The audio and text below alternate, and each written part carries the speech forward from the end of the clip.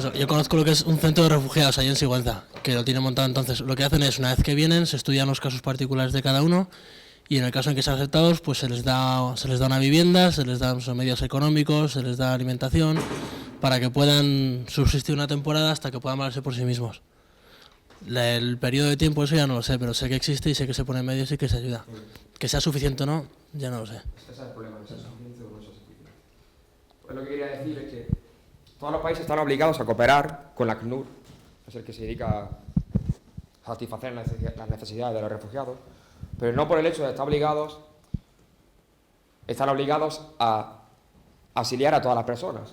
Es decir, ellos pueden decir quién es refugiado, quién para ellos es un refugiado. Es decir, ellos, si alguna persona carece de o sea, o tiene alguna enfermedad o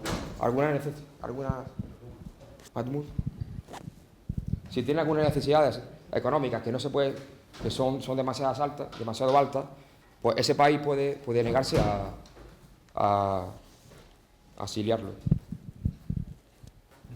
Y el hecho de que España no acepte a las 20.000 viviendas que pone ahí, que están ahora mismo vacías a causa de todas las hipotecas y de toda la crisis que ha acontecido estos años, simplemente es por intereses políticos y intereses a nivel europeo, a nivel político, a nivel económico, y que simplemente hacen que parezca que estamos en la Segunda Guerra Mundial y no en el siglo XXI, en una Europa que en teoría tiene que ser una Europa que acepte todos los derechos humanos y las igualdades sociales. Entonces, bueno, como pues tú nos has contado que en tu pueblo sí que se toman medidas, por aquí hemos tenido que no. En realidad, acerca de los refugiados sabemos poco más de lo que escuchamos rápidamente en la radio o en la televisión, ¿no? El pacto de Turquía que se está firmando ahora, hace unos meses el pacto de aceptación de refugiados que ascendía a 120.000.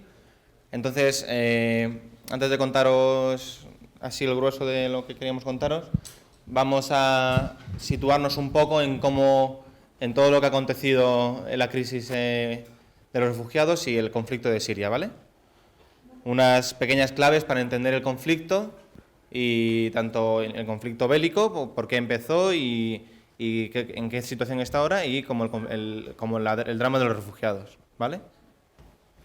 Bueno, como todo conflicto actual suele ser por medidas económicas, por intereses económicos, y Siria es uno de ellos, porque es lo que se dice y lo que creo que no se sabe, lo que se tapa, pero Siria es un puente para llevar a Europa recursos, gasoductos y petróleo. Pero bueno, todo esto empezó en el 2011 con la primera árabe.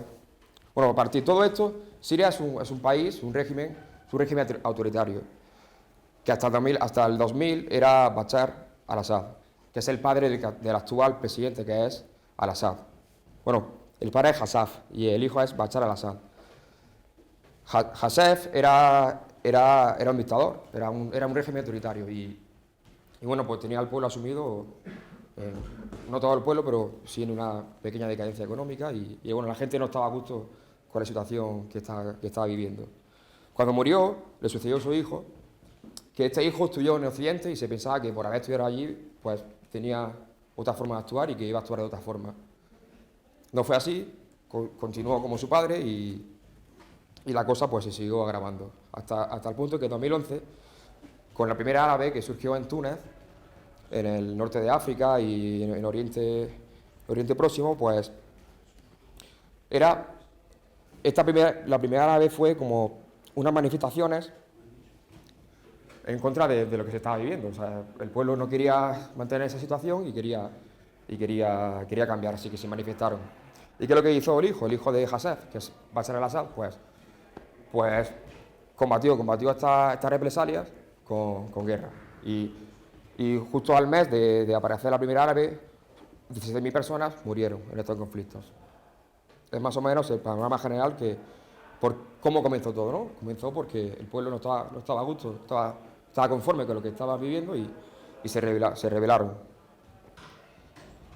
También hay que decir que en Siria son musulmanes, la mayor parte son musulmanes. Y dentro de los musulmanes hay dos ramas, que son los chiitas y los sunitas. Los chiitas son la parte minoritaria, que es a la que pertenecían los presidentes, Bashar al-Assad y su hijo. Y luego están los sunitas, que es la parte mayoritaria, es la parte popular. Es la mayoría, y como son la mayoría, pues querían otra forma de vivir, otros aspectos que los chiitas no reconocían. Y bueno, eso es para situaros. Sergio. Vale, y yo os voy a contar un poco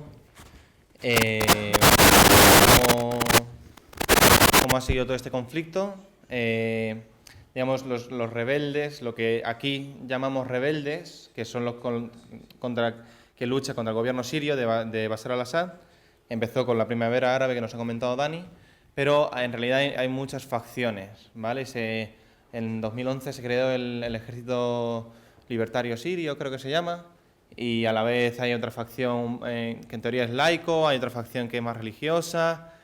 Hay muchas organizaciones que se han ido creando y otras que ya estaban creadas y que están luchando contra el gobierno sirio de Bashar al-Assad.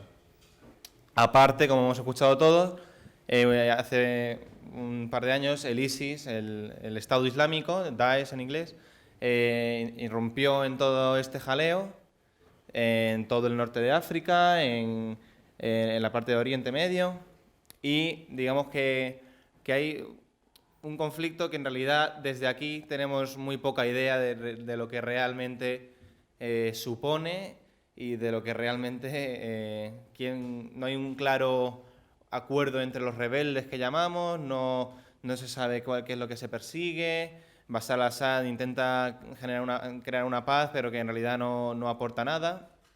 Y luego, aparte de todos estos congruentes que en teoría se resumiría en una guerra civil de Siria, en realidad no. En realidad ha estado tomando unas magnitudes casi mundiales, debido a que Estados Unidos ha puesto muchas sanciones al gobierno sirio, digamos como que apoyaba a estos rebeldes, mientras que Rusia y China vetaban muchas de estas medidas y casi que Rusia tiene un apoyo casi directo con Bashar al-Assad.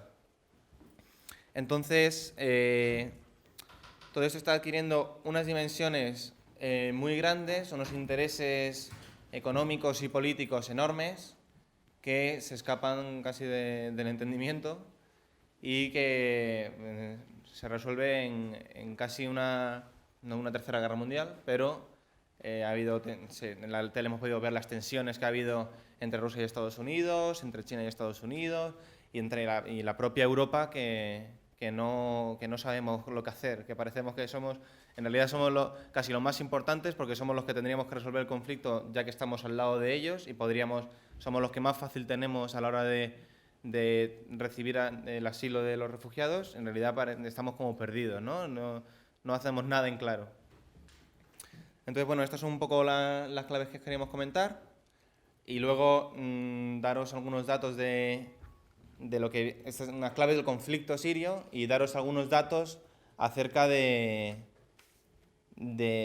drama de los refugiados, ¿no? Hay dos partes, en la parte de la guerra, la parte que los gobiernos la ONU está intentando solucionar, y luego la parte de la sociedad civil que no tiene nada que hacer y que intenta salvarse de este conflicto, ¿vale? Que lo voy a relacionar un poco con la parte de cómo nos informan todos los medios de comunicación.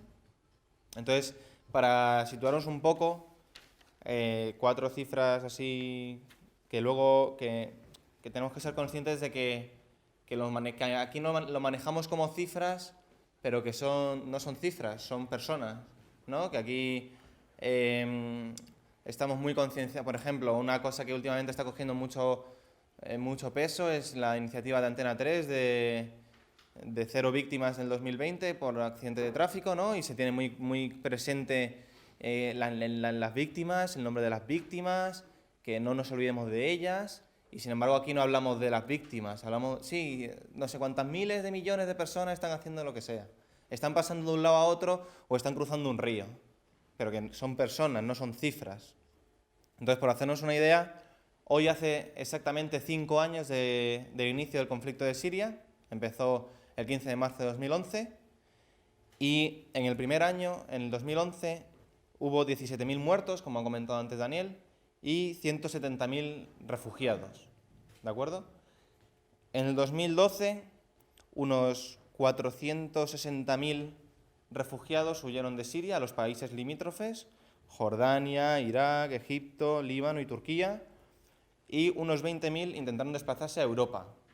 Y no fue hasta este año cuando la ONU reconoció que era una guerra civil, que era una guerra, que es algo importante porque hasta que un organismo como la ONU no reconoce que un conflicto es guerra y es un conflicto reconocido, no se van a empezar a tomar medidas. Y se tardó un año y medio en empezar a tomar medidas y a plantearse que esto era algo más serio que un simplemente conflicto entre dos bandas.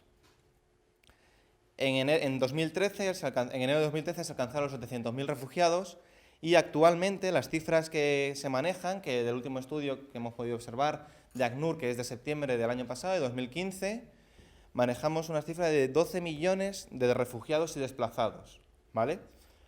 En la propia Siria hay 7.600.000 desplazados, en Jordania hay 600.000 refugiados, en Irak 250.000, en Egipto 130.000, en el Líbano 1.200.000 y en Turquía casi 2 millones de refugiados que han solicitado el asilo y que se les ha permitido. Cuando en Europa estamos hablando de que el año pasado, en septiembre de 2015, no sé si os acordáis que, bueno, no podemos enseñar los periódicos porque hay mogollón y la mitad hablan de lo mismo, pero en septiembre de 2015 se empezó a hablar de cómo afrontar este tema de los refugiados y fue cuando se planteó la aceptación de 120.000, hablan en una fuente, o de 160.000, no lo hemos determinado muy bien, de 120.000 refugiados que iba a aceptar Europa. 120.000 cuando hablamos de que Jordania, que es un país del tamaño de España, quizá un poco menos, ha aceptado a 600.000 refugiados. Entonces, se dividió y en los 120.000 y a España nos tocó 16.000 personas y tenemos 18 actualmente. 18 refugiados de asilo, de tú ya eres un refugiado que está aquí en España con tantos derechos, con tantas obligaciones, etcétera, etcétera, etcétera. Y en total en Europa se calcula que son unos 500 de los 120.000. Entonces, bueno, queríamos simplemente, ¿no? ¿Algo más? Nada más. Y ahora José Antonio va a presentar a los ponentes. Sí, entonces... Creo que es un aspecto general que lo concierne a todos y que el objetivo de esta ponencia es concienciar y que conozcáis la verdadera situación. Y hemos intentado dar eso, un punto de vista desde lo que tenemos nosotros aquí, de lo que hemos podido, todos estos datos y toda esta información que os hemos dado, lo hemos sacado de periódicos, de blogs, de YouTube, de Internet, y para que veamos un poco qué es lo que nosotros recibimos desde aquí, de una situación tan grave como puede llegar a ser esto, y ahora los dos ponentes que han venido nos van a dar una perspectiva un poco más real, que han estado allí, en Grecia, puede ser, y de Siria, y a lo mejor nos destrozan todo lo que acabamos de contar y dicen, todo esto es mentira, pasa esto realmente, pero bueno, también queríamos reflejar eso. Esto es lo que nosotros hemos vivido desde aquí, desde España, que en teoría es la verdad, es lo que pasa, y veamos si realmente se coincide con lo que pasa allí. Porque habéis sido muy prudentes. Eso queríamos. Dirían en el lenguaje político. Bien, muchas gracias, Sergio, Dani. Sin embargo, yo quería que nos dijeseis algo acerca de las fuentes que habéis utilizado. Bueno, sobre todo ha sido Internet. O sea, yo creo que es muy fácil buscar cosas sobre refugiados en Internet. Y ha sido sobre todo Internet. También hay recortes periódicos, que todos los días surge alguno. Como ahora mismo no sé cuál, José Antonio, pero... Por ejemplo, aquí hay uno que no tiene... Es otro aspecto, pero Merkel planea como integrar refugiados. No, aquí no es. Bueno, pues José Antonio, sí. Ya, pero quería hablar de... Bueno. Bueno, que Merkel piensa que integrar a los refugiados es un método de reunificación, de que todos nos sintamos unidos y que Europa somos uno y que tenemos que concienciarnos de que los refugiados son personas endebles y que deben de ser acogidas por nosotros. Es una forma de reunificar, piensa Merkel.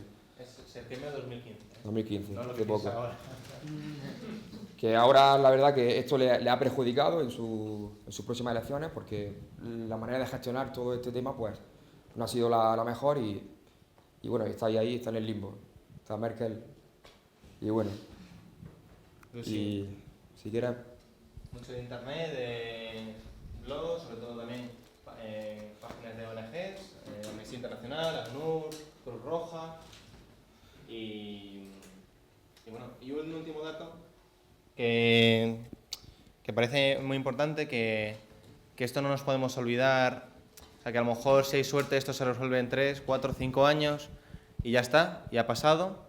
Bueno, ahí hemos dejado una imagen de lo que era Siria y de lo que ahora es Siria, ¿vale? Son imágenes de antes y después del conflicto y que no nos podemos olvidar cuando pase, si es que pasa, porque actualmente se calcula que hay unos 60 millones de personas a lo largo de todo el mundo que se encuentran en situación de éxodo, de refugiados, de diversos conflictos repartidos por todo el mundo, que no son solo los 12 millones sirios.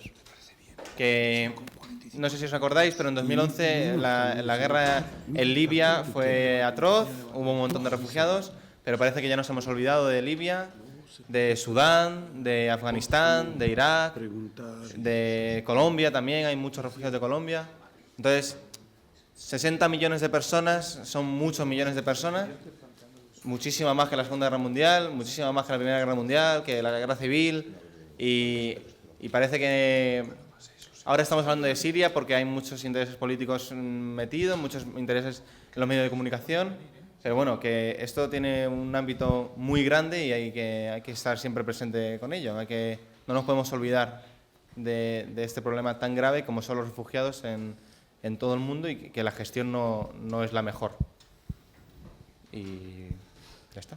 Muy bien, pues muchas gracias. Yo creo que nuestros compañeros Sergio y Dani nos han expresado y nos han expuesto magistralmente un contexto complicadísimo en muy pocos minutos.